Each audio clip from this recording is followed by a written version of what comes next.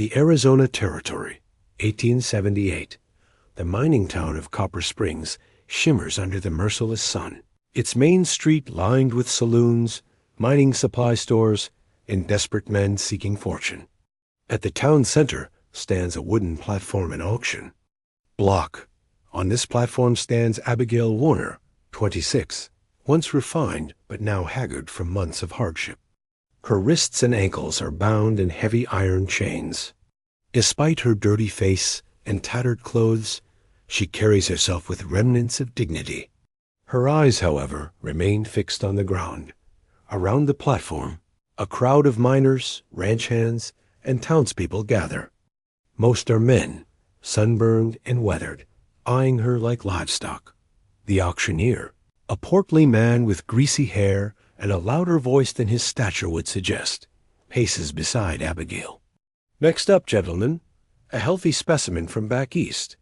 Can read and write, knows her numbers too. Strong enough for field work, gentle enough for house duties. Previously employed by the territorial prison, now available for private ownership.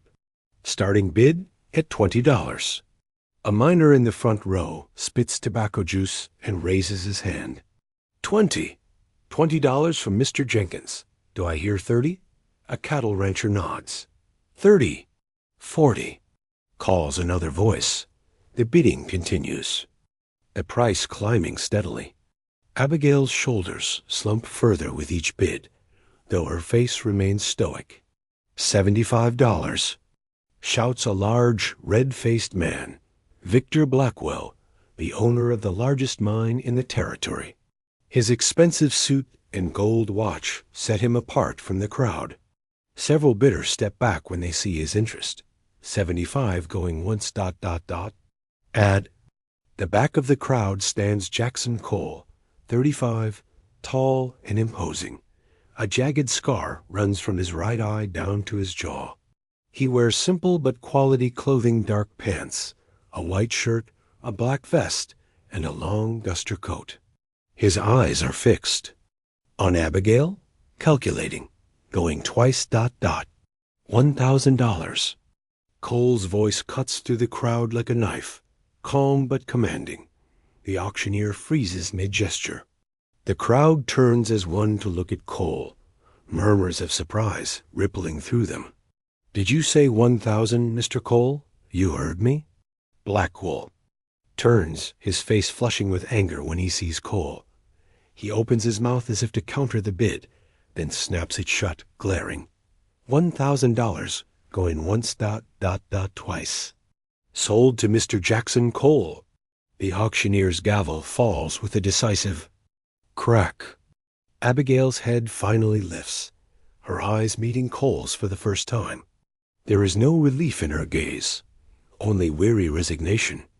Cole walks forward, paying the auctioneer from a leather pouch. He signs the necessary papers, officially transferring ownership of Abigail to himself. Then he approaches her. Come with me, he says quietly. Abigail follows Cole through the parting crowd. People whisper as they pass. Poor woman ... Cole's ranch is no place for anyone ... What's he want with her anyway? Don't envy her fate ... Cole leads Abigail to a fine chestnut horse tethered outside the general store. Without a word, he helps her mount, then swings up behind her. The chains at her ankles clink against the stirrups.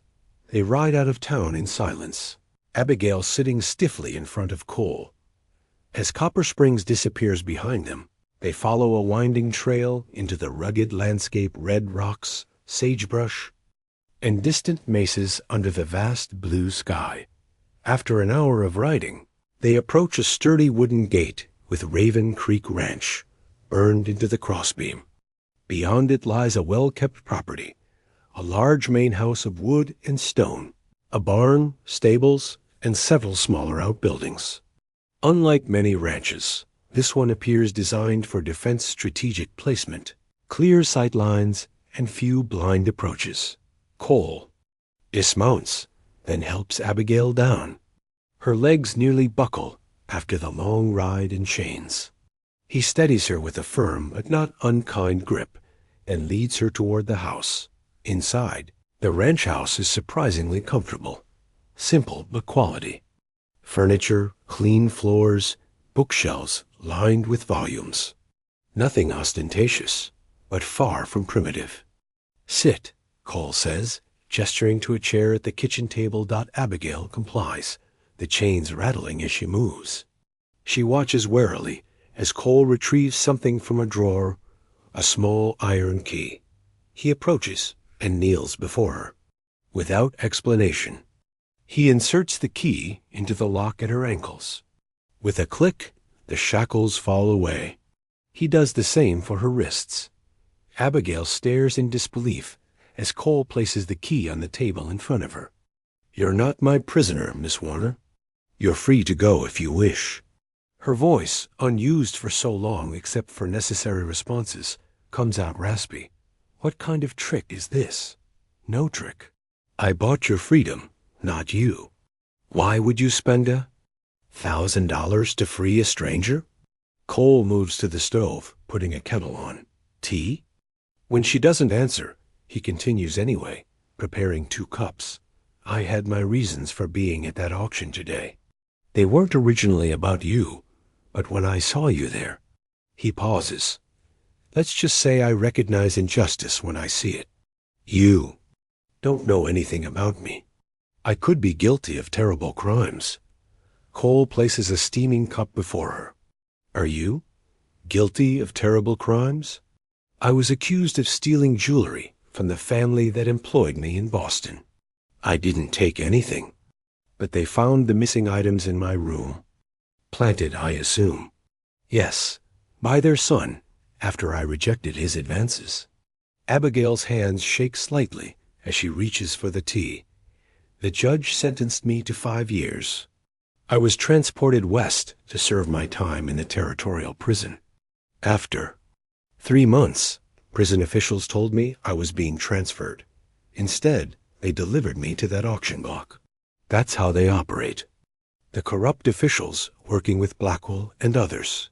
They target those who won't be missed prisoners, immigrants, drifters. Abigail studies him with new interest. You know about this. It's why I was there today. Cole sits across from her. I've been tracking this operation for nearly a year. You're not just a rancher. I was an intelligence officer for the Union Army. After the war, I worked for the government investigating various matters. Now I work independently. As what? Some kind of vigilante? A ghost of a smile touches his scarred face. If you like. And you bought me as part of your investigation? I bought you because you were about to become Blackwell's property, and I know what happens to people who disappear into his compound. Cole's eyes darken.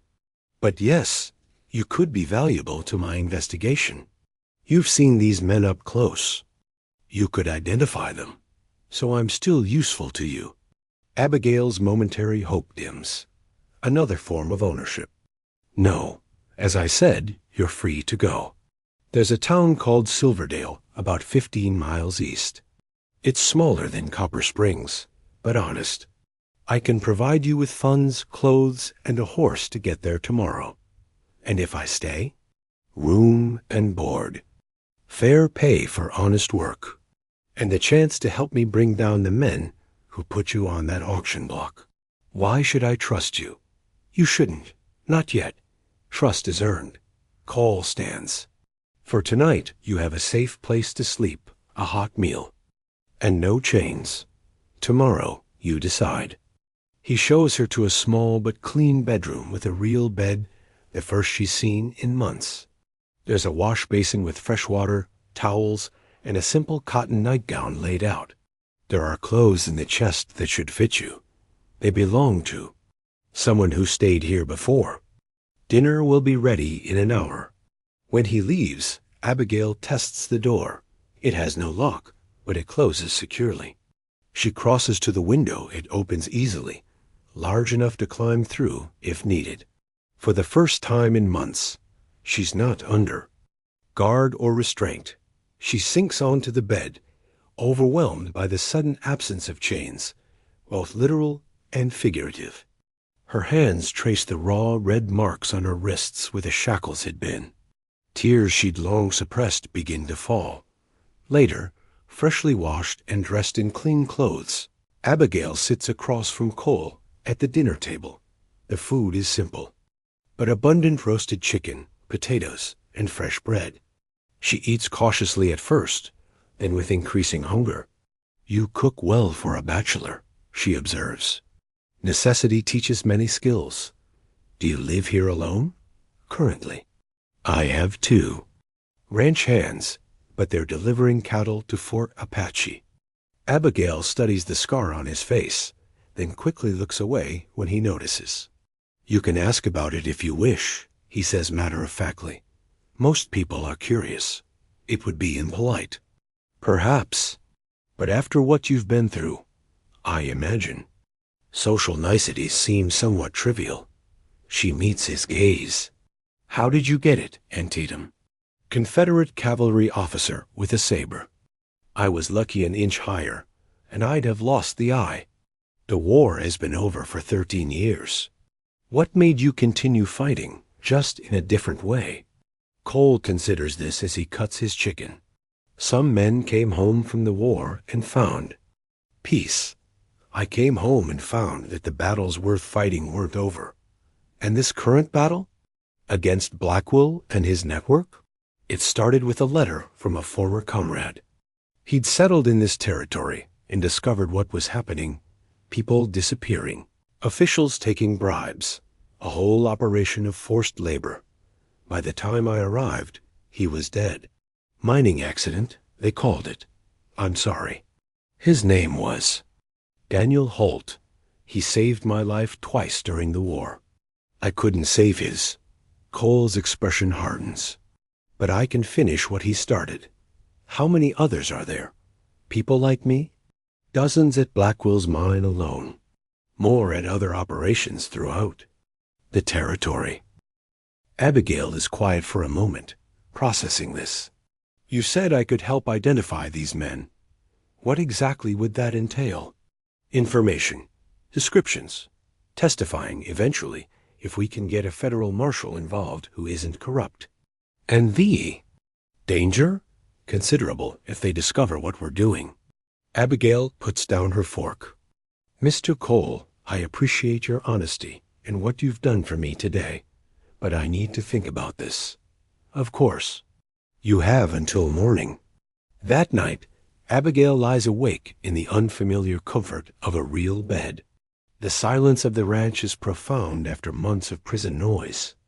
She contemplates her options: flee to Silverdale with Cole's offered assistance, or stay and fight against those who imprisoned her. Both paths hold uncertainty, but only one offers purpose. At dawn, she finds Cole in the stable, brushing down his horse.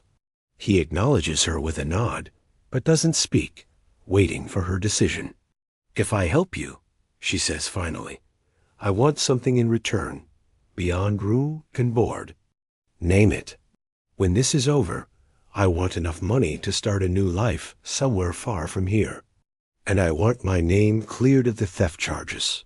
The money I can guarantee. The legal exoneration will be more difficult, but I have contacts who might help. And I'll stay, Mr. Cole, not as your property, but as your ally."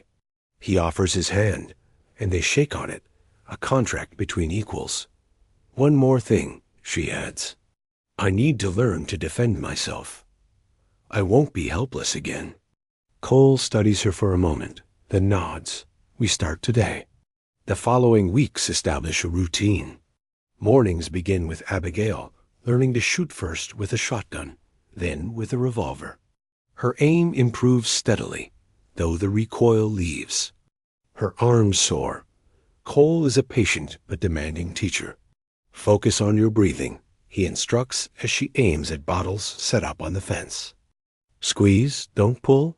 The crack of the revolver is followed by the satisfying shatter of glass. "Better," he acknowledges. Again. In the afternoons, Abigail helps with ranch chores while Cole maintains his cover as a reclusive rancher. During meals and evenings, they discuss strategy. Abigail, drawing detailed maps of the prison facility, describing guards and officials who are involved in her transfer to the auction. This man, she says, pointing to a rough sketch, was the one who processed my transfer papers. Tall, thin, with spectacles and a birthmark here. She touches her own neck. Judge Henry Wilson, Cole confirms. I suspected he was involved. What about this one? He shows her a photograph. Yes, he was there when they delivered us to the auction site. He spoke with the auctioneer about prices. Cole makes notes in a leather journal. Sheriff Dawson. That confirms another link. As days pass, Abigail observes Cole closely. Despite his gruff manner, she notices small kindnesses, how he always serves her first at meals, how he found books for her to read, how he never enters her room without knocking. The fearsome reputation he carries in town seems at odds with the man she's coming to know. One evening, as they sit on the porch, watching the sunset paint the desert in gold and crimson, Abigail asks about the rumors. In town, they speak of you. Like you're some kind of monster. Why? Cole continues whittling a piece of wood, his knife moving in precise strokes. Reputation is a useful tool. The more they fear me, the less likely they are to come sniffing around. But how did it start? When I first arrived, 3 of Blackwell's men tried to drive me off this land. He wanted it for its water rights. They didn't return to town. After that, people gave me a wide berth. You killed them? Cole meets her eyes directly. They came to kill me, Miss Warner. I don't take lives lightly, but I don't hesitate when necessary. I understand? And surprisingly, she does. The world she now inhabits operates by different rules than Boston society. The ranch hands return from their cattle. Drive Tom Jenkins, a weathered older man who lost an arm in the war, and Miguel Reyes, younger and quick to smile. They accept Abigail's presence without much question, though they exchange glances when Cole introduces her as an associate helping with business matters. That night, Cole outlines the next phase of their plan. We need documents proof of the operation. That will convince a federal judge. They keep records at Blackwell's office in town. How do we get them? There's a gathering at the town hall 3 days from now. Some political affair Blackwell's hosting to enhance his standing. His office will be minimally guarded. You want to break in? We want to break in, Cole corrects her. I need someone who could identify the relevant documents quickly. You know what to look for. You're asking me to return to the very town where I was sold like cattle. Where Blackwell could recognize me. You'll be disguised. And it's our best chance to gather evidence without alerting them. Abigail paces the room. What if we're caught? Then we fight our way out. 3 days later, they ride toward Copper Springs as dusk falls. Abigail has transformed her hair, pinned up under a modest hat with a partial veil, wearing a proper dress, borrowed from a trunk in Cole's attic. She looks like a respectable rancher's wife, not an escaped prisoner. The town is busy with the event. Fundraiser for the new schoolhouse, hosted by Blackwell, to display his generosity while courting political allies. Most of the townspeople are gathered in the large town hall. Cole and Abigail hitch their horses behind the general store and move through side streets toward Blackwell's office, a 2-story building with the mining company on the first floor and private offices above. Remember, Cole whispers, we have 20 minutes at most. Find anything connecting the prison officials to the auctions or mines. They slip through the back door, which Cole picks with practiced ease. Inside, the office is dark and quiet. Cole lights a small lantern, keeping the flame low. Abigail moves immediately to the filing cabinet, while Cole checks the desk. She rifles through folders, scanning documents with rapid efficiency. Here, she whispers urgently. Ledgers with prisoner numbers match to sale prices.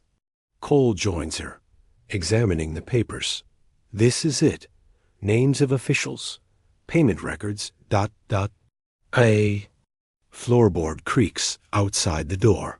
They freeze, extinguishing the lantern. The door handle turns slowly. Cole draws his revolver, positioning himself between Abigail and the door. It swings open to reveal a young clerk, clearly surprised to find the office occupied. Before he can shout, Cole is on him, one hand covering his mouth while pressing the revolver to his temple. Not a sound, Cole warns. Not if you understand. The terrified clerk nods. What's your name? E. Edward, the clerk stammers when Cole eases the pressure on his mouth. Edward, we're taking some papers that don't belong to your boss. You have two choices: pretend you never saw us, or try to be a hero. Only one of those options ends with you walking away. I won't say anything, Edward promises, eyes wide. Mr. Blackwell, he's not a good man. I've seen things. ... What things? Abigail asks, stepping forward. The people they bring in sometimes, through the back entrance to the mine. They don't look like willing workers. Cole and Abigail exchange glances. Edward, Cole says, would you testify to what you've seen?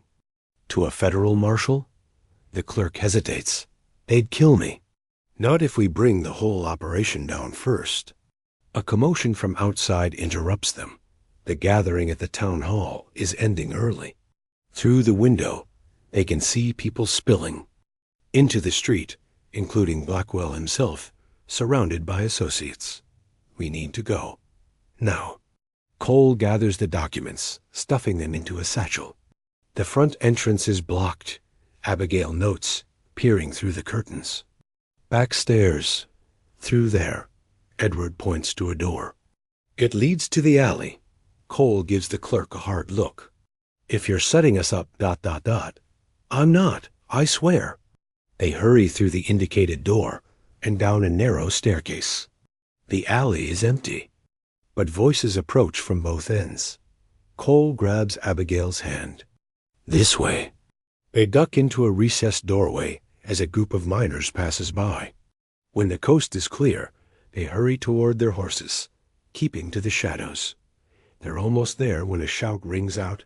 Hey, stop right there. Sheriff Dawson stands. At the corner, hand on his holstered gun.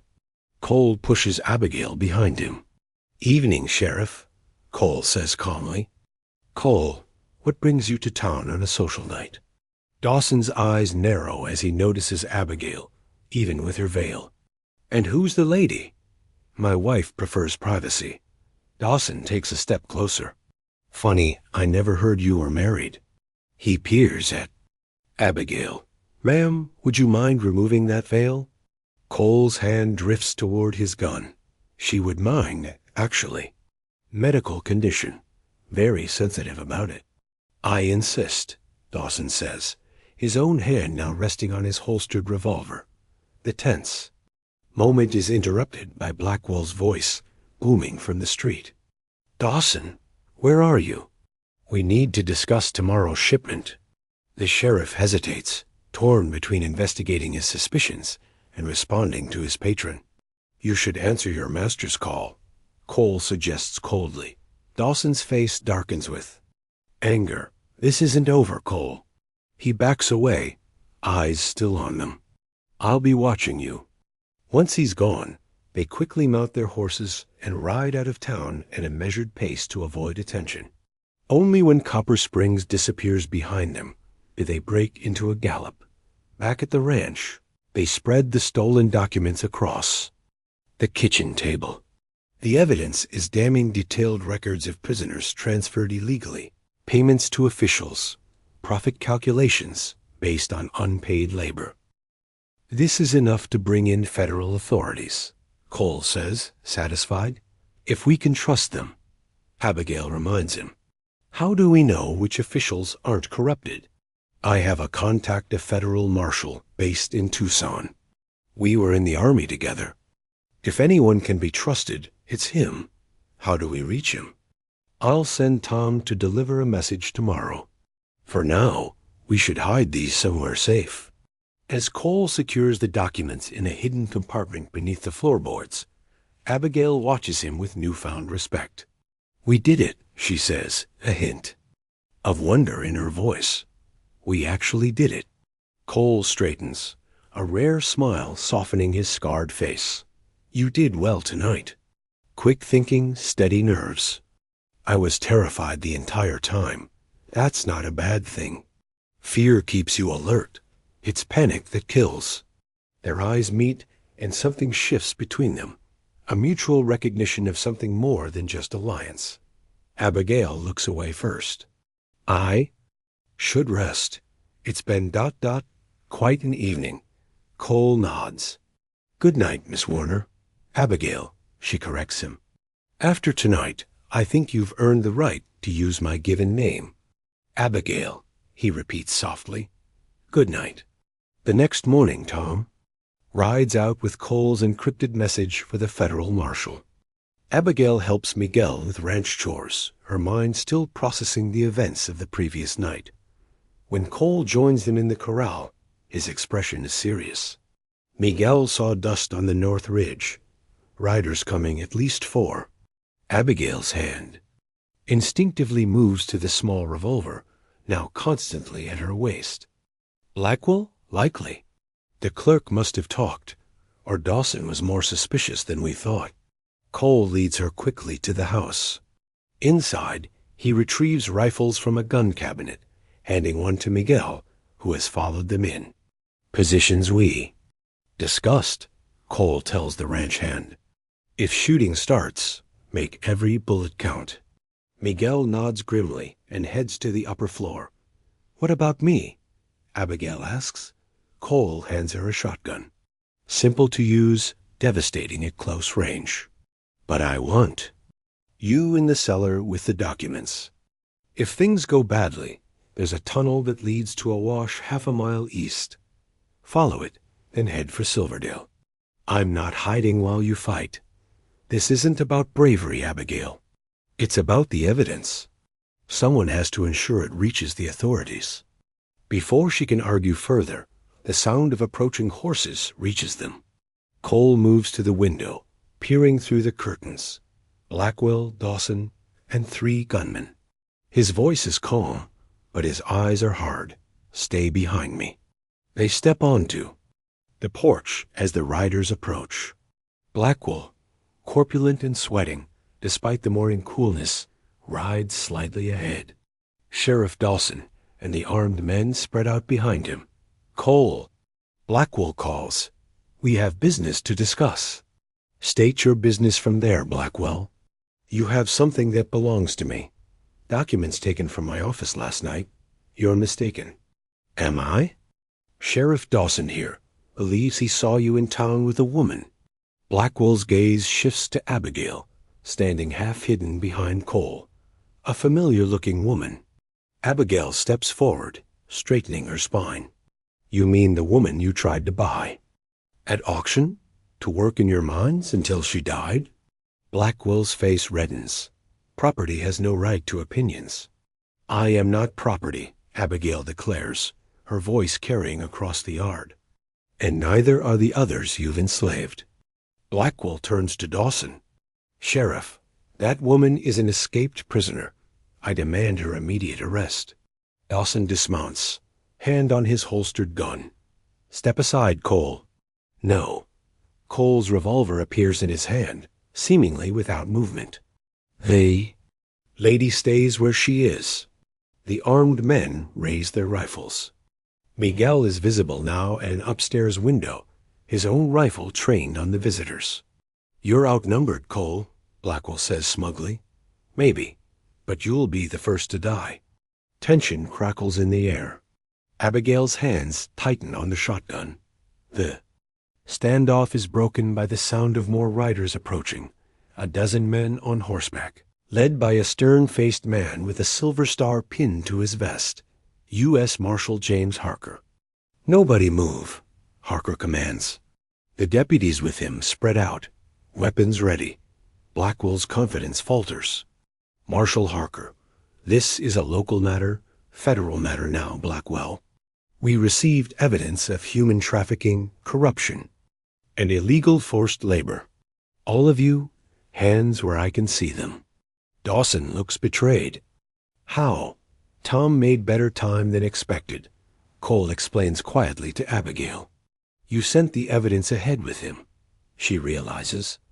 Cole nods slightly. Always have a contingency plan. What follows is controlled chaos. Blackwell and Dawson arrested. Their men disarmed. Statements taken from Cole and Abigail.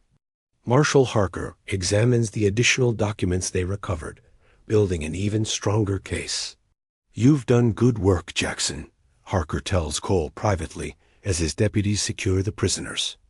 Daniel would be proud. It's not finished. There are still people in those mines. We're heading there next. By nightfall, they'll be free. Later, as the dust from the departing lawmen settles, Cole and Abigail stand on the porch watching the sunset. A weight has lifted from both their shoulders, yet a new uncertainty hangs between them. What will you do now?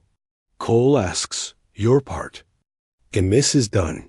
You could head east as planned.